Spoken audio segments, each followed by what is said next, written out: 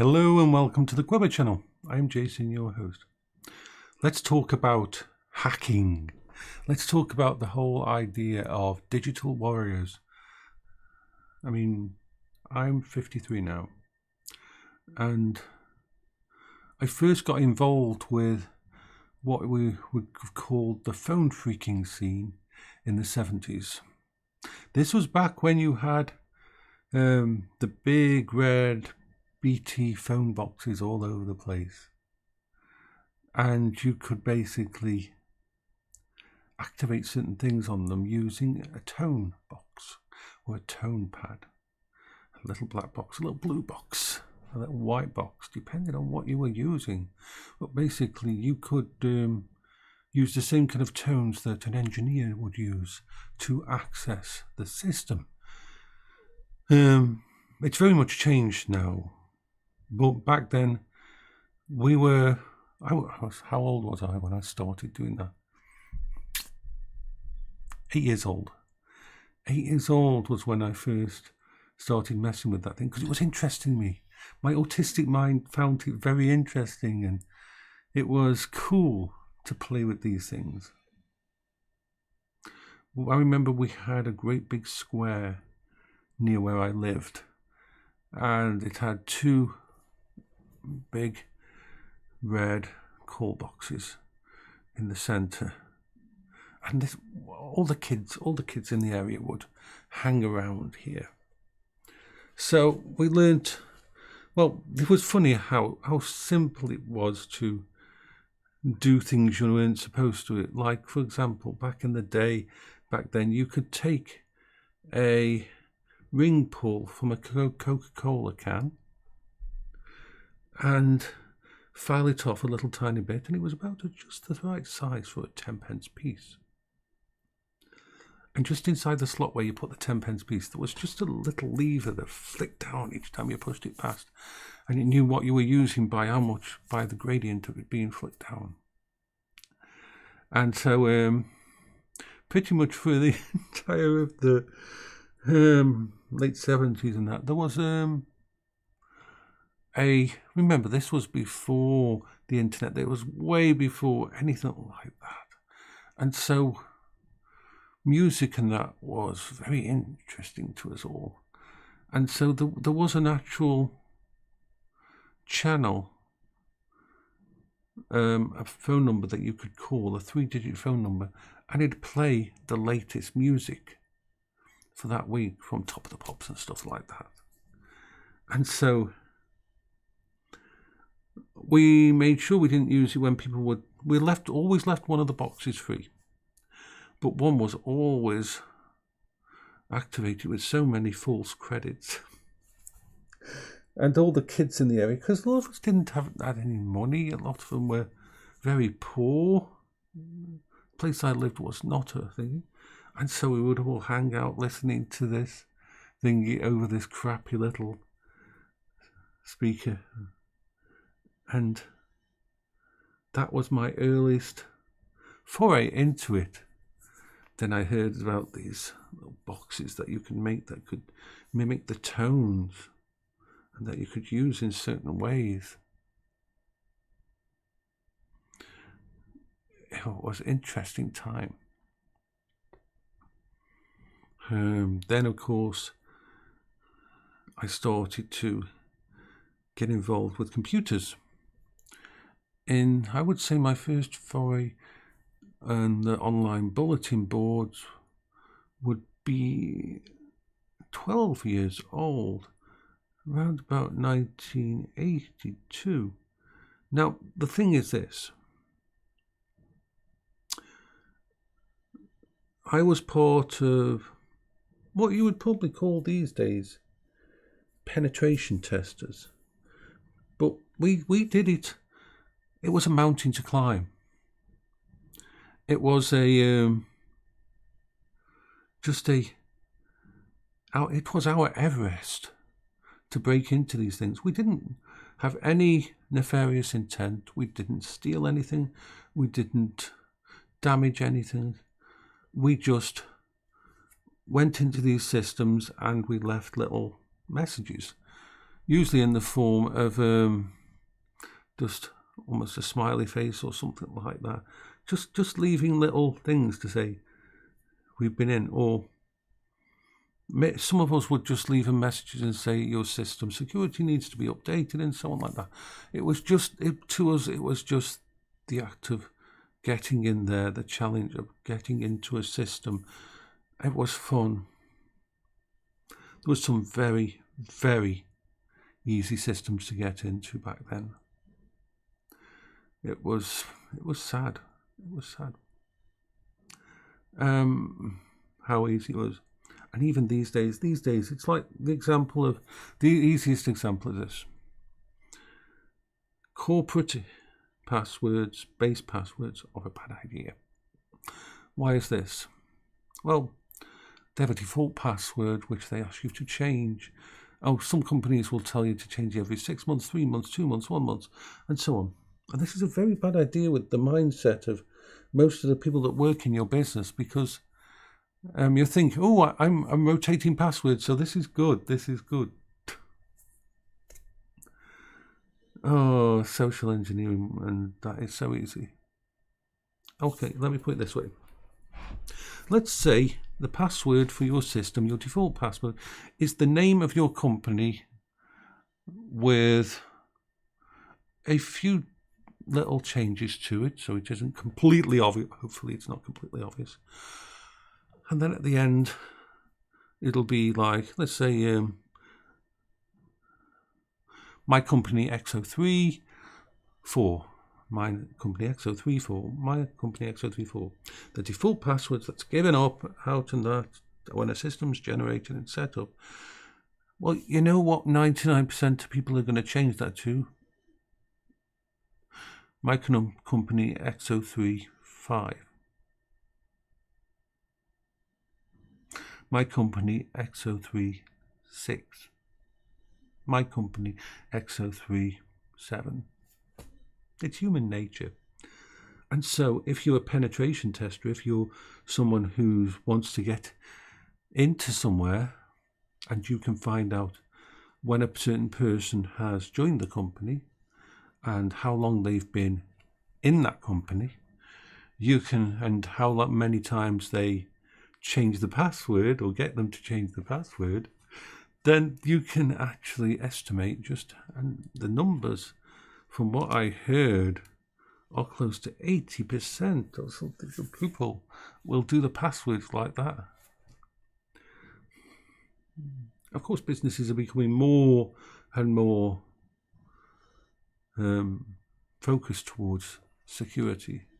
But still, you've got to remember, a lot of these big corporations, they have computers in their systems that are running on Windows 3.1, Windows 95, Windows XP. Still, even now. Why? Why would you do that? Why would you do that?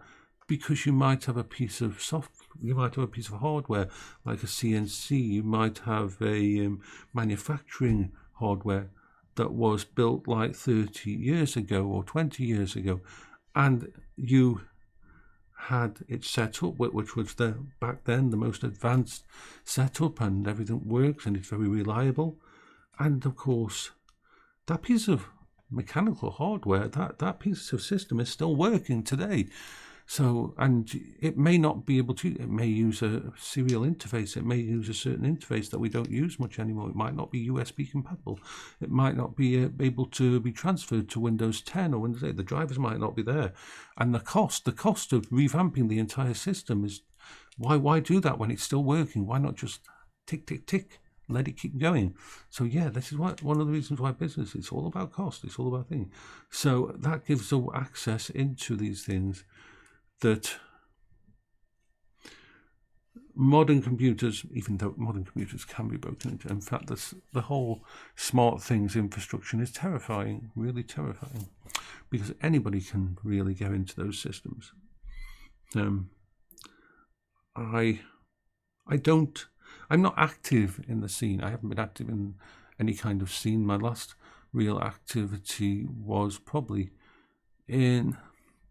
while I was at college 20 years ago. but I still keep an eye on it. I still have a phone set up with Kali Linux and test my own system. I have a very good, not perfect, there's no perfect system, there's always a way in, security system on my own network, and it's fun to try and break into it. And that was I got a message then, and so on. But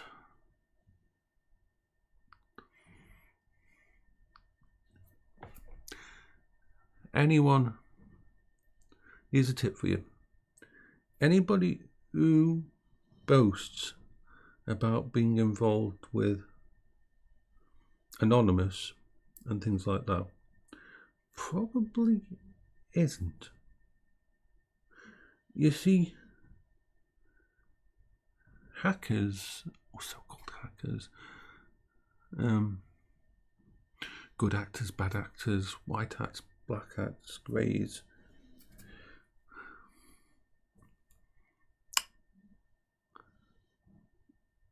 part of what you do means that being just an average guy, part of what you do and benefits you is you want to be what's called the grey man. You want to be the person in the crowd that nobody notices. You want to be the one that can walk through an area and people won't remember you. You wear the normal coat, you wear the normal basic outfit. So the idea of the grey man or the grey actor is he's the person that you never notice.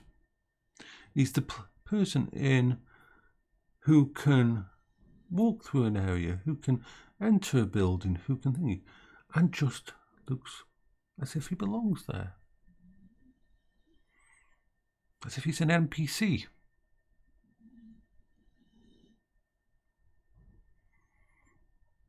One of my guilty pleasures is the old film Hackers. Oh my God, that's so funny. Hack the Planet. It's such a fun thing. But one story I can recount is this. Back in 1985, I'd gained a little bit of a name for myself in the area with what I had been doing to help people out and that. See, we can go back that far because it's like 30, 40 years, 35, 30, 40 years. Now, if we can go back that far. And so this real slime ball. I mean, I believe my mum was doing freelance work. My dad had died.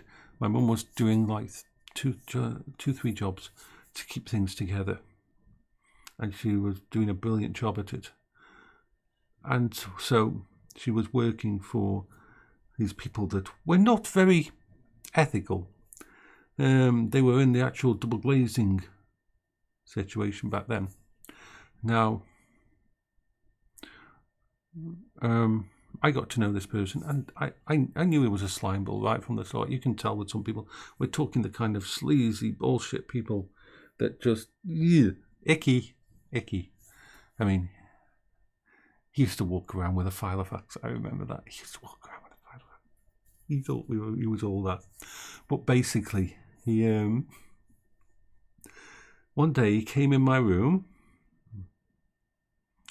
and he said to me,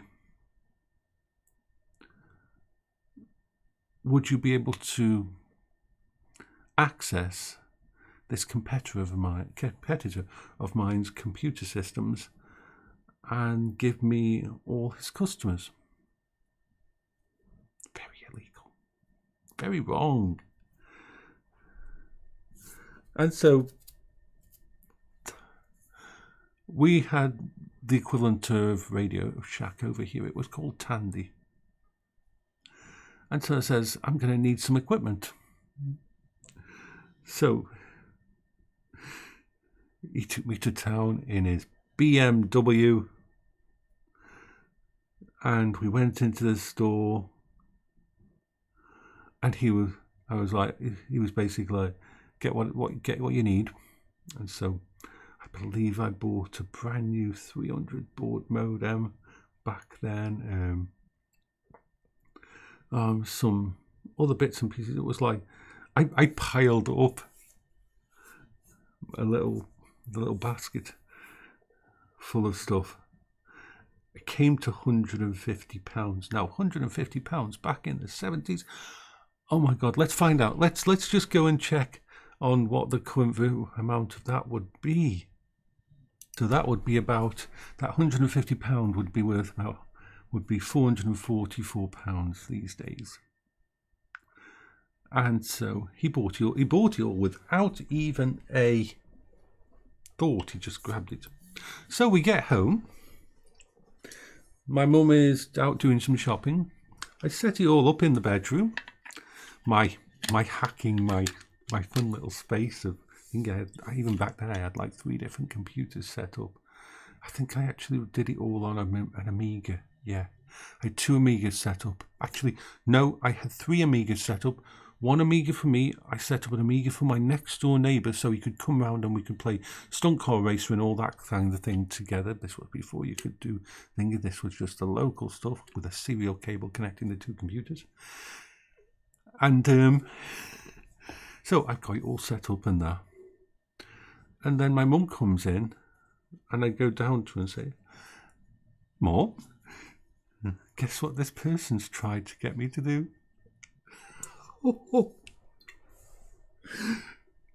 Let's just say they stopped being work colleagues and he was kicked out of that house and threatened with the police. And I got to keep all the parts. I got to keep all the parts. Oh my God, that was fun. So yeah.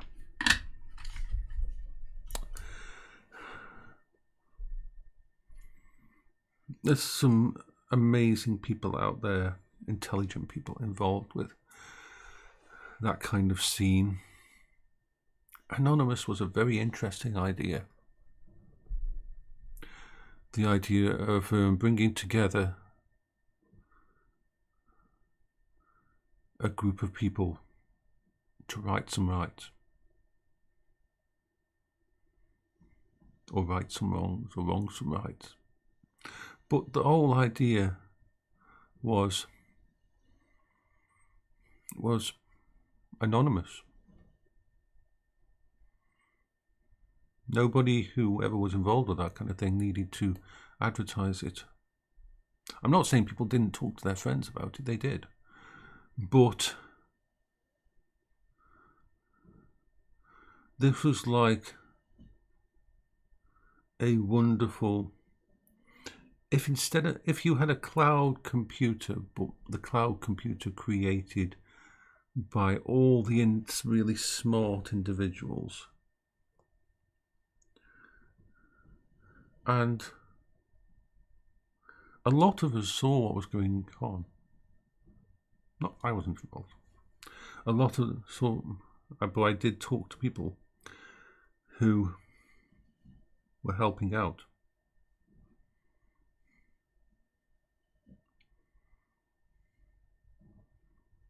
Cluster groups.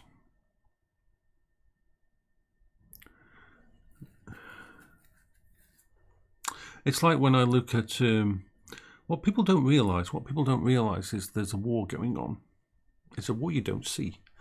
It is war going on every single day. And if you knew more about it, it would terrify you. You've got the big state actors, you've got Russia, you've got China, you've got other countries, you've got the other side, you've got the West. But it's a very grey area in that. Businesses, it's a cyber war that's been going on for years, and now and then it comes into the light. But you've got to understand it's going on all the time. every single business in the UK of any size is probably getting probed by state actors. By state actors, I mean funded by the actual state. China has its groups, Russia has its group. Every country has groups. Some of them more positive than others. Some are decidedly on the side of chaos and destruction and damage, because the wars that are fought in cyberspace can cause so much more damage. You can deny. Ooh, let me just check something. I might have another parcel. Let me just pause this just in case I have.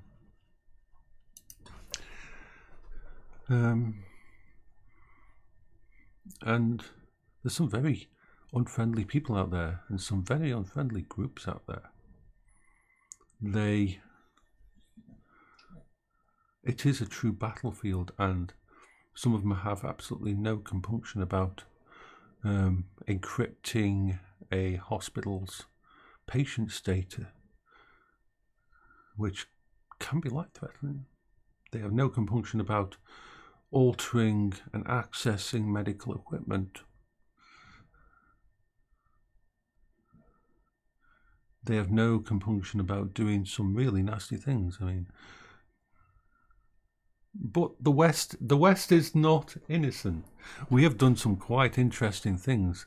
We have introduced certain codes. We have introduced certain things into certain manufacturing plants in certain countries that have caused issues. So there's a lot of grey area. There's a lot of things, but this war is constant. You see it in the headlines when you think about the electronic warfare between Ukraine and Russia. When you think about the